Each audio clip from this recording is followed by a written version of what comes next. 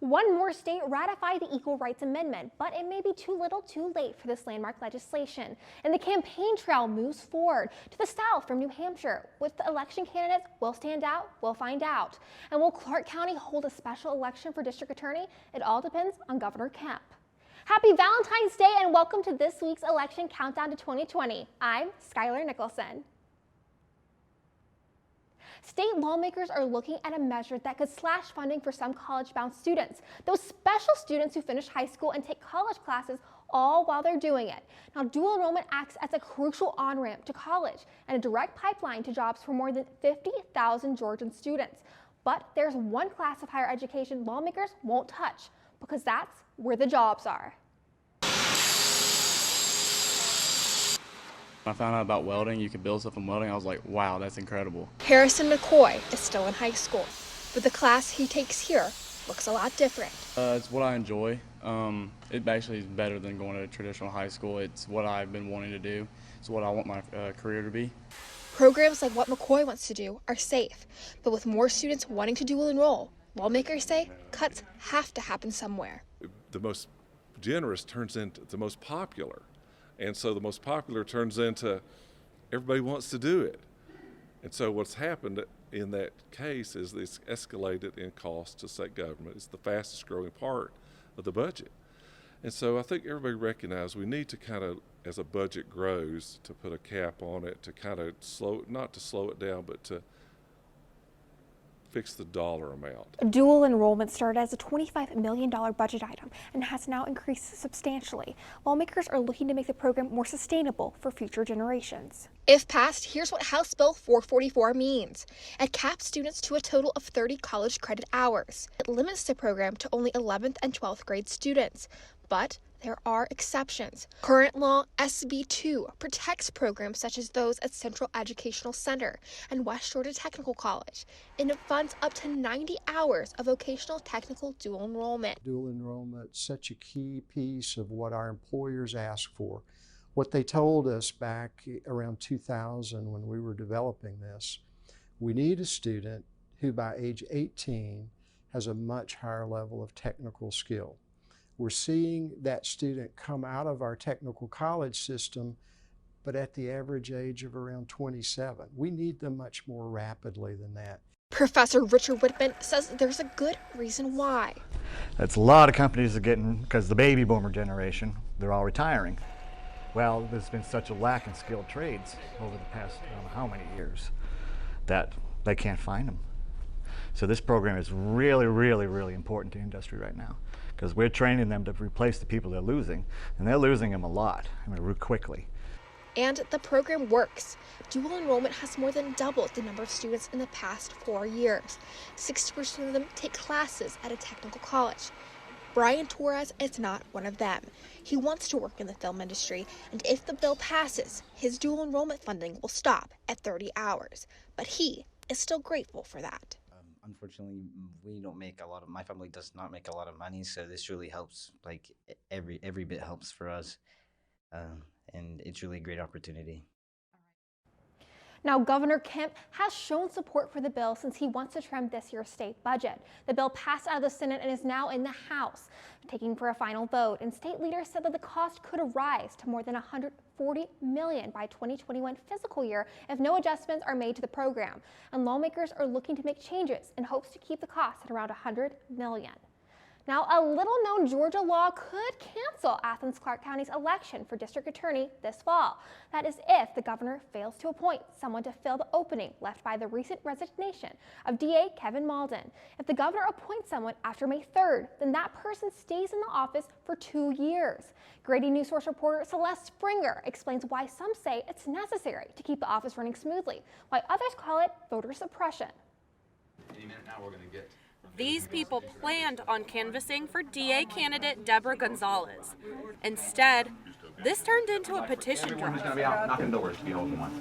We see sort of like this pattern starting of being able to use this sort of tool or loophole in the law to stop progressive DAs from actually getting elected. That law, what Gonzalez sees as a loophole, is House Bill 907, Under certain circumstances, it allows appointed DAs to remain in office for 2 years, effectively canceling upcoming elections. This is a new law with regard to district attorneys. It's been in place for some time for judgeships. That bill passed in 2018, and now that District Attorney Ken Molden is stepping down, it could come into play. Political science expert Dr. Charles Bullock says there are some good reasons for this new law to exist.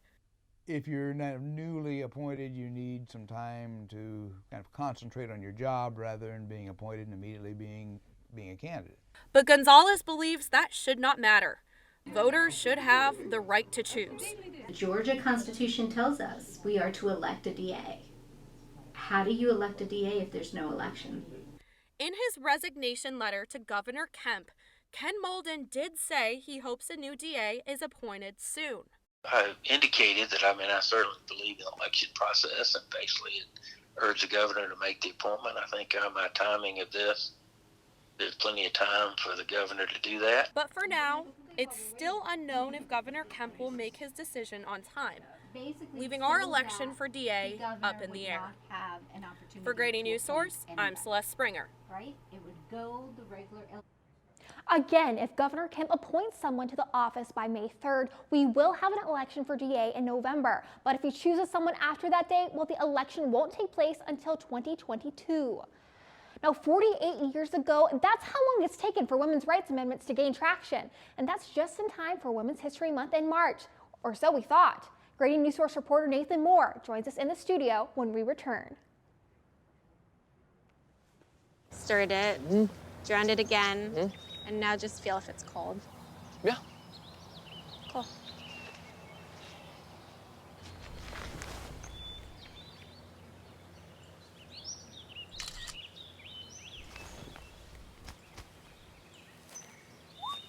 Smokey just gave me a bear hug. I know. I already posted it. Take a look under your bed. Find stuff under there? What about jobs? No? Now try your closet. Still no jobs? Just more stuff? Well, you really have both. See, stuff is defined as household articles considered as a group. Sometimes this stuff is no longer needed. Wait, no longer needed? That can't be right. Because remember those jobs you were looking for? Those are really needed. And they're the stuff inside your stuff. Our job is to unlock those jobs. And it starts when you donate your stuff to your local Goodwill. Here's how we do it. When you donate to Goodwill, we sell your stuff to provide job training for people right here in your community. So just by teaming up with Goodwill, you help create jobs. And isn't that worth parting with the leftover keytar from your 80s cover band? Goodwill. Donate stuff, create jobs. Yesterday, the House of Representatives voted to remove a deadline from an amendment that would add gender equality to the Constitution. But as reporter Nathan Moore explains, that might not be enough to settle the debate over the potential 28th Amendment. Yeah, Skylar, last month, Virginia became the 38th and final necessary state to ratify the Equal Rights Amendment, achieving the 3/4 majority required to amend the Constitution. This is a big deal, as the ERA would guarantee gender equality under the law. Just one problem: the time to ratify the amendment has expired. Let me walk you through the timeline of the Equal Rights Amendment and explain why a lawsuit might be the only way to add it to the Constitution. The push for women to gain equal rights in the United States began nearly 100 years ago. In 1923, women's suffrage activist Alice Paul first composed the Equal Rights Amendment, but it took almost 50 years before Congress took any action in 1972. The amendment reads, "Women shall have equal rights in the United States and every place subject to its jurisdiction. Equality of rights under the law shall not be denied or abridged by the United States or any state on the account of sex." UGA law professor and women's rights activist Dr. Dawn Bennett Alexander explains what the amendment actually means. It's really important for us to keep in mind that we're not trying to, in saying there should be an ERA, do anything other than make gender equality a pillar of our system. Congress gave the states 10 years to sign off on the amendment, but by 1982, only 35 states had ratified it, 3 short of the 3/4 majority. Since then, Nevada, Illinois, and now Virginia have ratified the Equal Rights Amendment, and the attorneys general of the 3 states are suing to get the time limit removed. I think the matter of the timing is kind of interesting because ratification is usually not time sensitive. As it turns out, the most recent amendment, which addressed congressional pay, took 203 years to be ratified after its initial proposal in 1789. If you can go 203 years for a ratification, I don't know why you couldn't do it for 30. There's no reason for a deadline here. There never should have been a deadline. They don't put deadlines on stuff like this. And all of a sudden, this is the outlier. With a legal battle ongoing, it could be years before the ERA is ratified, if ever. But if it is, it will be a landmark achievement in the long history of women's activism in America. It's always been scratch, stop, make a little progress. Scratch, stop, make a little progress. Nathan Moore, Grady News Source. With the recent House vote, the Equal Rights Amendment now passes to the Senate, where the fate of the 28th Amendment could potentially be decided. Thank you, Nathan. Now, one thing that connects us all, our love for animals. At least that's what Grady News Source reporter Chelsea Perry investigates when we return. I'm Peter, and there's nothing I love more than sharing vegetables with my friends. Come on in, help yourself to anything. That's why we give our food the utmost respect it deserves. Did you know there are simple steps we can all take to help save food? You can cook it, store it, even share it. Just don't waste it. Because when it comes to food, better ate than never. To learn more, visit SaveTheFood.com. You think getting dumped by text is harsh? Try getting dumped by a tennis ball. My ex-owner drove me out to the woods, yelled fetch, and by the time I brought the ball back, he was gone. Yeah, I was pissed. But the folks at the shelter helped me let go of my anger. I learned coping skills, like taking it to the hole. Boom! Now I'm ready to fetch again. But how about I throw and you run and get it? The economy, immigration, gun rights, these are just a few of the hot topics fueling the political fires in the upcoming presidential election. But the candidates who wanted a conversation about animal rights, well, they're no longer in the race. But that doesn't mean that those who want to have a conversation about the issue are going away. Grady News Source reporter Chelsea Perry spoke to people on both sides of the issue, and she joins me now. Thank you for being here. Hey, Skylar. So I spoke with an animal rights activist and with a representative of the Georgia Farm Bureau. I wanted to find out if there was some common ground. When it comes to pets, like cats, dogs, stuff like that, and breeding and all that kind of stuff, I believe it is bipartisan because nobody wants to see their pets hurt, and politicians know that. Just walk through any dog park and you see that love for pets. However, Shepard says when it comes to agricultural animals, things change. When it comes to issues like animal testing, traditional factory farming, anything like that, I believe both sides are kind of ambivalent, but if you had to choose one, I believe it would be more liberal tending. Jeffrey Harvey, the public policy director for the Georgia Farm Bureau, disagrees. There's a lot of misconceptions about, the way we utilize our animals and how well we take care of them, and, are there questions about the animal husbandry practices that we perform on the farm? We are excellent stewards of the resources, the natural resources, as well as our animals. We understand that if you don't treat them well, they don't treat you well.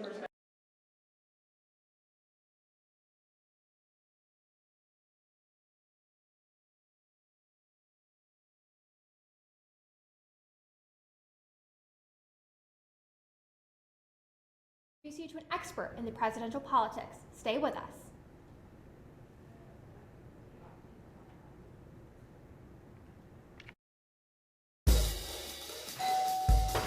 Hello. Hi, I'm from Blue Hood Stone Barns. We brought a meal for you and I'm here to serve it to you. Okay, great. Come in. Zucchini carbonara, made from zucchini that was harvested earlier this morning. Again? Hey, Dan Barber. You have room for a little bit more? Come on in. Brochettes with sausage. So when we made that zucchini carbonara, they're the end pieces of the zucchini and they're the cores that we cut away. Not to mention zucchini flour. Usually those get thrown out. We use them to create an entire second dish. Does that, Again? I'm here to bring you your third course. It's the vines from your zucchini. We'll have a little zucchini stem pasta, a different experience of zucchini. When we start to think differently about our food, we can get a lot more out of it. This is delicious. What do you think we can make out of this? 40% of food in America is never eaten. Cook it, store it, share it. Visit SaveTheFood.com. 1 in 6 seniors faces the threat of hunger, and millions more live in isolation. America, let's do lunch. Drop off a hot meal and say a quick hello. Volunteer for Meals on Wheels by donating your lunch break at americaletsdolunch.org. Laughing too hard at one of your colleagues' jokes at the office party? He's not even funny. Warning sign, those drinks are probably going to your head. Probably okay isn't okay when it comes to drinking and driving. They call me Maxie, but I prefer tripod. I was your above-average four-legged homie, and then wham, bam, minivan. Some people pity me. Now that's lame. I still run, fetch, and swim. And the ladies love me. I'm the ultimate wingman. Just don't ask me to high five.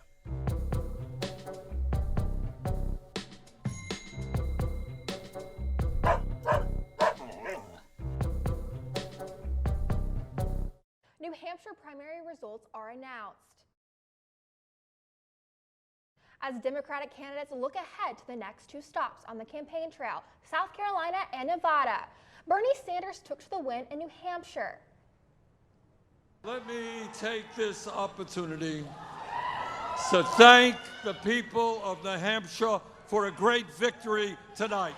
Pete Buttigieg came into a close second to Senator Sanders, and he took this time to remind voters to unite as Democrats. And I know that we all share the spirit that we heard from some of our volunteers at a poll site earlier today who welcomed a competing candidate with chants of vote blue no matter who. We are on the same team. Amy Klobuchar trailed behind in third. Her success in New Hampshire has kept her in the race. People of New Hampshire, because of you, we are taking this campaign to Nevada. The Democrats did lose one major candidate this week. Andrew Yang did drop.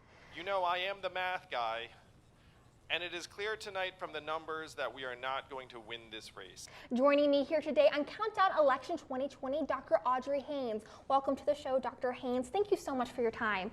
Dr. Haines is a Josiah Meggs Distinguished Teaching Professor and the Director of the Applied Politics Certificate Program here at the University of Georgia. And you're here today to talk about the results from the New Hampshire primary. What does this mean moving forward in the race? Well, there are a lot of implications from the results of Iowa and New Hampshire, and one of them is that the field of candidates is now consolidating. It's changing. So we've had those initial candidates who have dropped out because, like Andrew Yang, they did the math and they realized they don't have the votes. And if you don't have the votes, you don't have the money to go on and compete in Nevada coming up and then South Carolina. It also meant that there were some surprises, and one of the surprises was that Vice President Biden, who had been the front runner for a long period of time, did very poorly, basically in both races. And now that Iowa and New Hampshire are done, moving forward to Nevada and North Carolina, what can we expect? Well, we can expect the candidates to very quickly utilize all of the money that's pouring in after their showing. So there's momentum for some of them, Sanders and Mayor Pete, and Amy Klobuchar, who did have that, she really overperformed her poll results. So she did better than expected. She did better than expectations. So she's pulling in some money. And we're also going to see the candidates that were trailing a bit, Biden and Warren. They have to do better to show their supporters that they can go on. So you mentioned a minute ago campaign contributions. Where exactly is the money going at this point? Well, it's not going to Vice President Biden. In fact, I get a lot of emails and text messages from candidates, and I probably had 20 requests for money from Biden in the last 24 hours. That's how desperate they are. Wow. He just had a phone conversation with his big donors where they wanted to know what was going on. So it's pouring into Mayor Pete's campaign. Bernie Sanders has a lot of money, and they need that because after South Carolina, they go to Super Tuesday. And so what does Super Tuesday mean in the long term of this race? What type of outcomes will it have? Well, that is the interesting thing. Money is very important in Super Tuesday because you're competing all over the place. And there's one candidate who has a lot of money, basically a pocketbook that does not empty, and that is Michael Bloomberg, who has already been in Georgia and has already been spending money in this state. So we've got a very different dynamic than in the past. So big contenders to be able to take on Trump. Who are we thinking when it comes to that 2-2 for leading the Democratic Party who could take on President Trump in the final race and run? Well, there's several different ways of thinking about that, several different perspectives. One of them is there's this notion that the Democratic Party is so invigorated in terms of their negative partisanship, their anti-Trumpism, that it doesn't matter who wins the nomination, there's going to be a candidate that people will formulate behind. But at the same time, there's this division about whether somebody like Bernie Sanders, who's super passionate and has a very strong message, versus someone like Bloomberg or Klobuchar or Mayor Pete, who is a little bit more moderate, I call them pragmatic progressives, who could pull the party together. We don't know. It is a very dynamic race, and we'll be seeing what happens.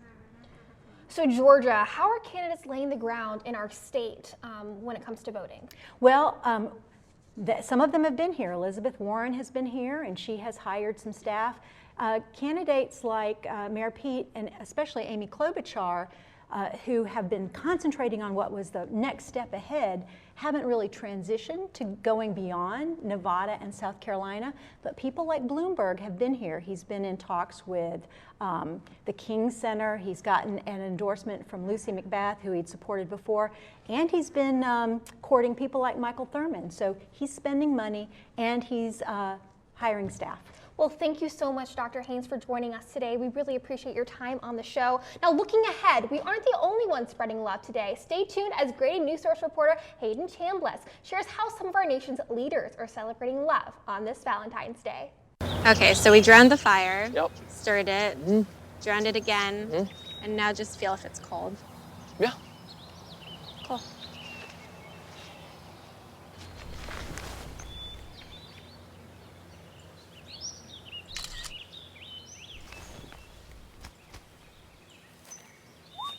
Smokey just gave me a bear hug. I know. I already posted it.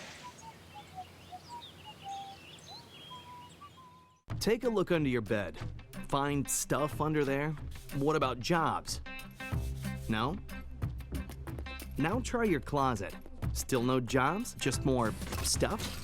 Well, you really have both. See, stuff is defined as household articles considered as a group. Sometimes this stuff is no longer needed. Wait, no longer needed? That can't be right. Because remember those jobs you were looking for? Those are really needed, and they're the stuff inside your stuff. Our job is to unlock those jobs, and it starts when you donate your stuff to your local Goodwill. Here's how we do it. When you donate to Goodwill, we sell your stuff to provide job training for people right here in your community. So just by teaming up with Goodwill, you help create jobs. And isn't that worth parting with the leftover keytar from your 80s cover band? Goodwill. Donate stuff, create jobs.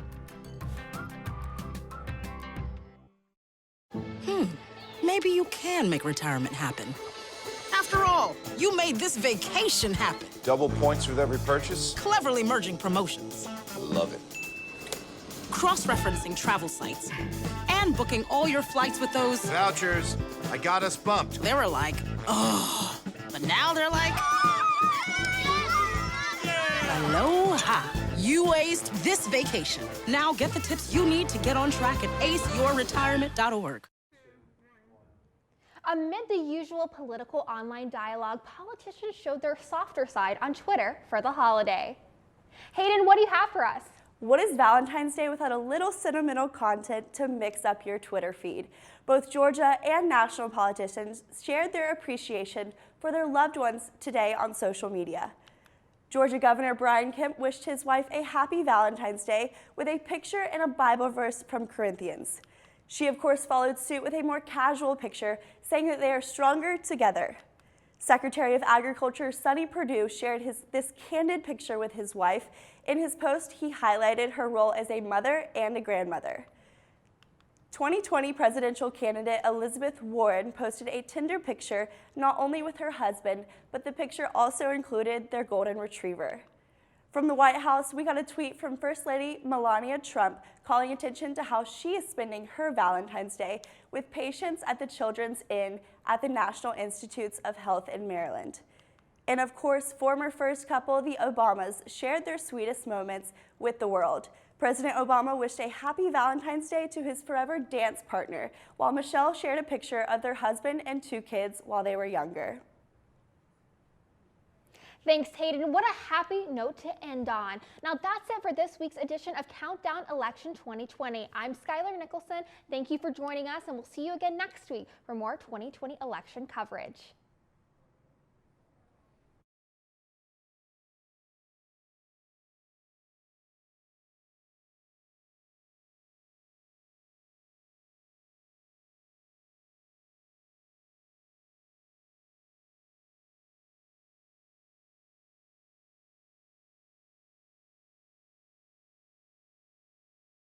Grady News Source is a student production of the Grady College of Journalism and Mass Communication at the University of Georgia, which is solely responsible for its contents. Views expressed do not represent those of the administration nor the Board of Regents at the University System of Georgia.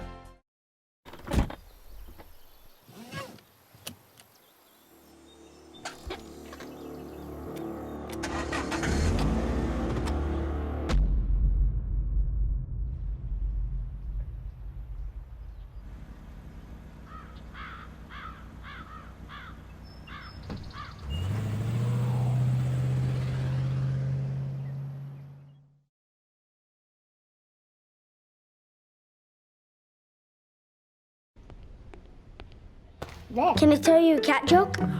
Just kidding. Why did the girl ask the mushroom to dance? Because he was a fun guy. What do you call a pig that knows karate? Pork chop. So how does a tissue dance? Put a little boogie on it.